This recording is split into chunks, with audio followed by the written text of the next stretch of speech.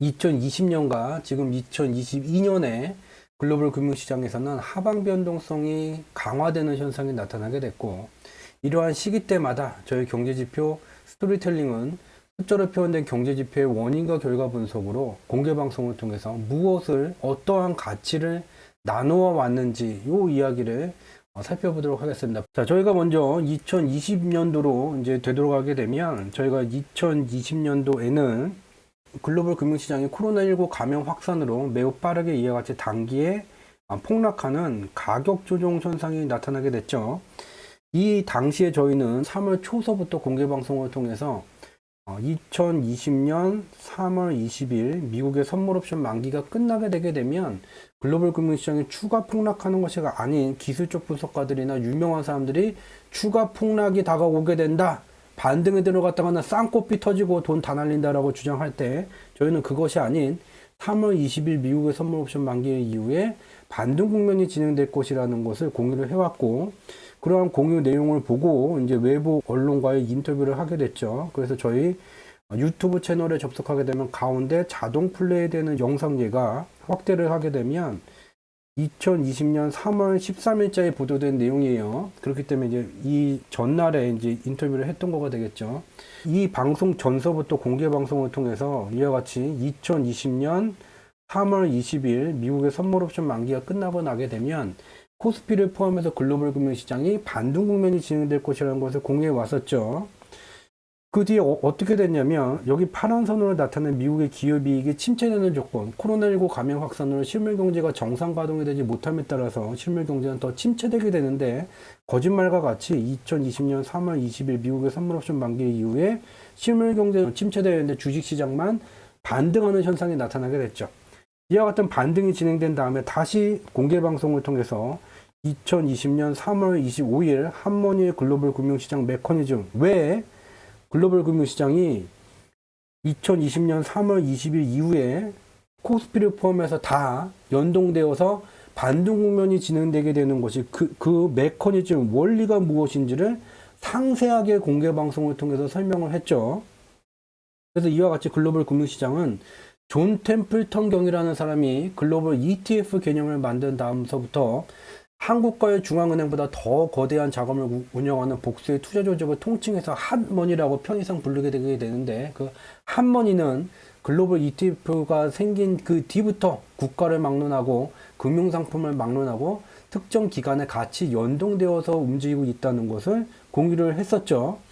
그 뒤에 계속해서 당시 유명한 사람들은 추가 폭락이 나온다 계속해서 떠들었지만, 다시 2020년 4월 3일 공개 방송을 통해서, 공개 방송의 제목은 소리 없는 창과 방패의 전쟁이었어요.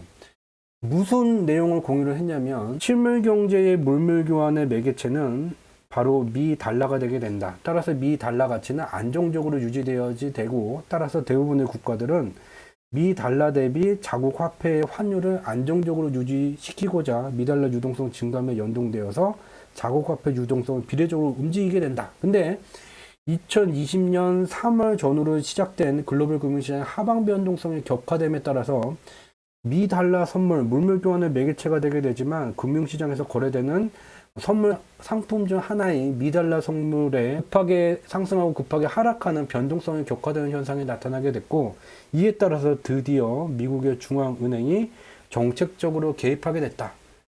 경기를 부양하기 위해서 필요하다면 무제한으로 미 달러를 공급할 의지가 있다. 무제한 양적 완화를 발표하게 되게 되면서 미달러 선물의 급등락으로 글로벌 금융시장의 변동성을 격화시키던 이들이 깡통을 차게 되는 조건이 만들어지게 됐고, 그 뒤부터 글로벌 금융시장은 급속도로 안정화가 되게 됐다는 내용을 창과 방패의 전쟁을 통해서 5부작으로 나눠서 편집본에 있죠. 이것을 공유를 했어요.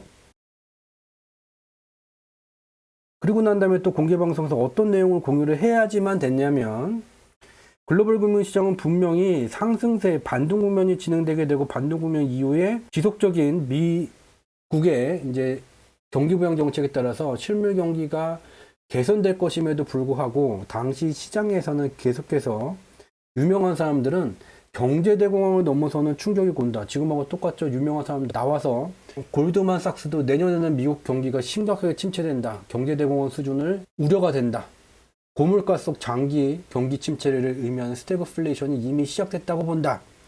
그거를 넘어서는 2020년 상반기에는 경제대공황을 넘어서는 경제 충격이 온다는 것을 모든 유명한 사람, 심지어 노벨 경제학상을 받은 사람, 각 대학교의 경제학 정교수들은 모두 이와 같은 주장을 언론을 통해서 대서특필을 했죠. 이 내용을 본 가격 차트만 분석하는 기술적 분석가들은 팔아! 엘리어트 마지막 하락 파동이 남았다. 지금 들어가게 되면 뻥빨 난다라고 말했지만 아무 일도 벌어지지가 않았어요. 그렇기 때문에 저희는 이 당시에 이와 같은 망발이 시장을 장악하던 조건 속에서 명확하게 숫자로 표현된 경제지표의 원인과 결과 분석을 통해서 분석 내용을 공유를 해야 될 필요성을, 당위성을 느끼게 되게 됐죠. 그래서 2020년 6월 12일 공개방송 글로벌 경제 및 글로벌 금융시장의 사계절이라는 타이틀로 분석 내용을 공유하게 됐어요. 숫자로 표현된 경제지표의 원인과 결과 분석으로 글로벌 경제 및 글로벌 금융시장을 조망하게 되면 명확하게 봄, 여름, 가을, 겨울로 구분되는 사계절을 구분할 수 있게 된다. 그렇지만 봄, 여름, 가을, 겨울, 봄, 여름, 가을, 겨울이 계속해서 반복되는 것이 아닌 경제지표의 조건 변화, 명확하게 말하면 미국의 정책 변화에 따라서 경제지표가 조건이 변하게 되게 되면 봄, 여름, 가을, 겨울이 계속 순환되는 것이 아니라 이상기온이 나타나게 된다. 그래서 이상기온이 이미 코로나19 발생 이전에 나타나게 됐었고 그 이상기온 현상이 지금도 이어지고 있다. 그렇지만 경제지표를 분석하게 되면 2020년 상반기는 경제대공황을 넘어서는 경제 충격이 발생되는 겨울의 장세가 아닌 봄의 장세, 미국의 행정부와 중앙은행이 정책적으로 만들고 있는 조건은 봄의 장세가 되게 된다. 조정이 나올 때마다 그게 몇 퍼센트건 대형주가 4% 빠지건 6% 빠지건 그때가 바겐세일 기회가 되게 된다. 인버스 2배수 사지 마라. 라는 것을 계속해서 공유를 해왔죠. 그래서 결과적으로 보게 되면 이후에 글로벌 금융시장은 엘리어트 추가 하락 파동이 나온 것도 아니고 경제대공황을 넘어서는 경제 충격도 발생된 것이 아닌 미국의 행정부와 미국의 중앙은행이 유도한 사계절 중 봄의 장세가 진행이 되게 됐죠. 그리고 이 봄의 장세 속에서 주요한 금융상품들은 미국의 종합건설기업은 3월 저점 대비 4.67배, 퍼센트가 아닌 배예요. 100만원 넣었으면 467만원, 1000만원 넣었으면 4670만원, 1억 넣었으면 4억 6700만원. 암호화폐는 13.18배, 100만원 넣었으면 1300, 1000만원 넣었으면 1억 3000, 1억 넣었으면 10억, 13억. 가까운 수익률을 얻을 수가 있게 됐었죠. 의사결정은 한계였었죠. 숫자로 표현된 경제지표의 원인과 결과 분석을 할 수 있느냐, 없느냐. 유명한 사람이 말했다고 경제대공황을 대비해서 인버스 2배수를 샀는가. 유명한 유튜브에서 조회수 높은 기술적 분석가가 엘리어트 하락 파동이 남은 게 분명하다. 여러 번 분석해도 분명하다. 상반기에 안 나오고 오게 되자 하반기엔 분명히 나온다. 안 나오게 됐죠. 그 의사결정의 차이가 아무것도 아닌 그 생각의 차이가 이와 같이 나의 삶의 질을 단기간에 천당과 지옥으로 바꿔서 만들게 되게 됐죠. 자, 그 뒤에 내용을 공개 방송을 통해서 또 많은 것들을 공유를 하게 됐어요. 2021년 말부터 저희는 공개 방송을 통해서 글로벌 경제 및 글로벌 금융시장은 봄의 말기에 와 있고 2022년이 되게 되면 여름의 장세로 진입함에 따라서 계절 변화라는 게 발생되게 되고 계절 변화가 발생되는 기간에는 변동성이 증폭되게 된다. 그래서 저희가 2022년 1월 4일 날 진행했었던 공개 방송에 여기에 저희 새로운 분이 질문을 남기게 됐죠. 그래서 모두 아저씨님께서 지금은 공개 방송에서 공유한 내용은 봄이 왔고 봄에서 여름으로 진입하기 전입니다. 라는 이제 친절한 저 대신 댓글을 남겨주게 됐죠. 그래서 이 내용을 좀 다시 보게 되면 1월 4일 날 공개 방송 이후에 다시 한번 2022년 1월 11일 날 공개 방송을 통해서 다시 한번 우리는 봄의 말기에서 여름의 장세로 진입함에 따라서 여기서 변동성이 증폭되는 현상이 나타나고 이 변동성 증폭 현상을 겪고 나야지 여름의 장세로 진입되게 된다는 것을 공유를 했고, 그 뒤에 2022년 1월 이후에 글로벌 금융시장은 이와 같이 변동성이 증폭되는 현상이 나타나게 됐죠. 저희 공개 방송을 이제 무언가를 이제 가치를 나누기 위한 것이 아니라 본인이 진행하는 유료 회원 과정에 회원을 뺏길까봐 저희를 견제하는 분들은 가끔가다 저희 이제 공개 방송에 들어봐갖고, 야, 너는 빠지고 난 다음에 상방으로 전환되는 거 말하지, 옵션 지수만 보고선 말하지 라는 것으로 저희를 매도를 하기도 해요. 그렇지만 저희는 앞선 공개 방송을 통해서 충분한 기간을 두고 반복적으로 경제지표의 다각도의 분석을 통해서 어떠한 변화가 발생된 것인지를 미리 공유를 충분히 해오고, 또 변화가 발생됐는지, 정말 발생이 되는지, 언제까지 발생이 되는지도 숫자로 표현된 경제지표의 원인과 결과 분석으로 공유를 해오고 있는 중이죠.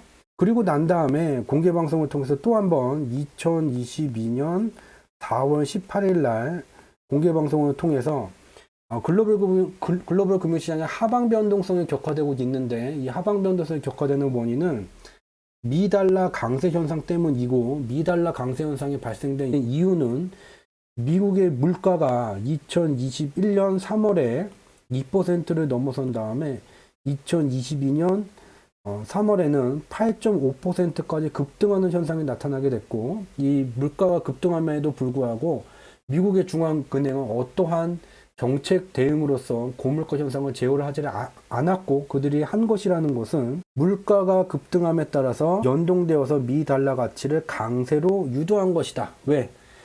물가가 높아지는데 돈의 가치가 높아지게 되면 이 물가의 실적 증가세가 저감되는 현상이 나타나게 되죠. 그래서 이와 같은 미달러 강세, 그리고 미달러 강세를 유도한 미국의 중앙은행에 의해서 이와 같은 글로벌 금융시장의 변동성이 증폭되는 현상이 나타나게 됐다라는 것을 공유를 했죠. 그 뒤에 다시 공개방송을 통해서 2022년 5월 6일 공개방송을 통해서 이러한 변동성이 증폭되고 있음에도 불구하고 투자 자금이 이동하고 있다라는 것을 또 공개방송에서 공유를 했죠. 무슨 내용이었냐면, 글로벌 금융시장의 투자자금 순환이라는 이제 경제지표를 저희가 공유를 했어요. 그래서 안전자산, 위험자산, 즉 위험자산으로 자금이 유입되면 위로 가게 되고, 안전자산으로 유입되게 되면 밑으로 가게 되게 되는데, 이미 코로나19 발생 이전에 이미 미국의 기업이 실적이 코로나19 발생 이전 수준을 2021년도서부터 넘어섬에 따라서 글로벌 금융시장 속에서는 위험자산으로의 자금 유입이 기존의 수명주기를 상방으로 뚫을 정도로 강하게 진행이 되고 있던 중이었었다. 그래서 일시적으로 미달러 강세, 초강세 현상에 의해서 안전자산, 미달러 선물이라는 게 이제 안전자산에 들어가기 때문에 미달러로 자금 유입이 증가가 되게 되면서 일시적으로 안전자산으로 자금 유입이 증가가 되기는 됐지만, 여전히 글로벌 금융시장의 투자 자금은 안전자산이 아닌 위험자산으로 지금 변동성 증폭 기간에도 유입되고 있다라는 걸 공유를 했죠. 그리고 저희는 2022년 6월 15일 날 공개 방송을 통해서 대놓고 6월 포지션 전환 조건에 도달했다라는 것을 공유를 했어요.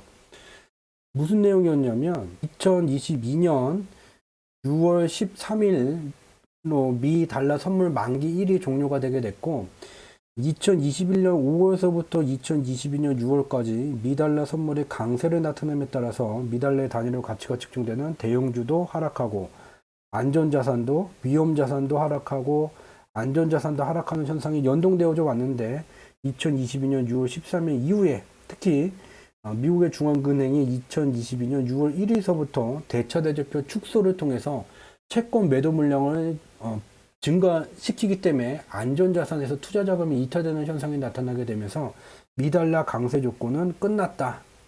그에 따라서 이와 같이 미달러 강세의 대형주와 국채가 같이 하락하는 연동되는 현상이 종결되게 됐다. 특히 2021년 5월서부터 2022년 6월까지 미달러 강세 현상이 진행되게 되는데, 말도 안 되는 것은 미달러 유동성이 증가가 되게 되면 미달러 가치는 이전보다 시장에서 미달러를 찾아보기 쉽기 때문에 미달러 가치는 하락하는데, 현재도 미달러 유동성이 증가되는데 미달러 가치가 상승하는 말도 안 되는 100% 조작, 인위적으로 조작된 미국 물가 급등세 때문에 조작된 미달러 가치 강세 현상이 진행되어 왔다는 거죠. 그래서 저희가 공유를 했던 것은 6월 15일 날 이제 공개 방송에서 공유를 했던 것은 이 지금까지 1년이 넘게 2021년 5월서부터 지금 2022년 6월까지 1년이 넘게 기간 조정이라는 것이 글로벌 금융시장에는 진행되어 왔다. 가격 조정은 단기에 가격이 급락했다가 V자 패턴으로 회복되는 거고, 기간 조정기라는 것은 장기간에 무쇠소 뚜껑을 뒤집어 놓은 것처럼 이와 같이 장기간의 조정이 나타나고 그 뒤에 일정 기간을 들여서 다시 포지션이 상방으로 전환되게 되는 1년이 넘는 기간 조정을 받아왔다라는 것을 공유를 했죠. 그래서 현재 이제 내용을 좀 다시 정리해서 지금 2022년 07월에 진행되고 있는 내용을 좀 살펴보게 되면 2020년 03월에는 급한 가격 조정이 나타난 다음에 반등 국면 이후에 실적 개선세가 나옴에 따라서 선물 매수 포지션이 강화되는 조건이었었고, 2021년 05월에는 미달러 유동성이 증가되는데도 불구하고 인위적인 미달러 가치 강세 현상이 나타남에 따라서 한머니들도 포지션을 뒤늦게 미달러 선물 매수 포지션과 다른 금융 상품들은 가격이 하락하면 돈을 벌겠다는 선물 매도 포지션을 구축함에 따라서 포지션을 이와 같이 구축하는 기간이 좀 소요되게 됐어요. 2021년 05월서부터 2021년 12월까지 포지션을 구축한 다음에 수익 실현 기간이 2022년 6월까지 진행이 된 것이고, 지금은 기존의 물량을 이제 다른 쪽에다가 이제 다른 투자자들한테 넘겨야지 자기 돈을 빼내기 때문에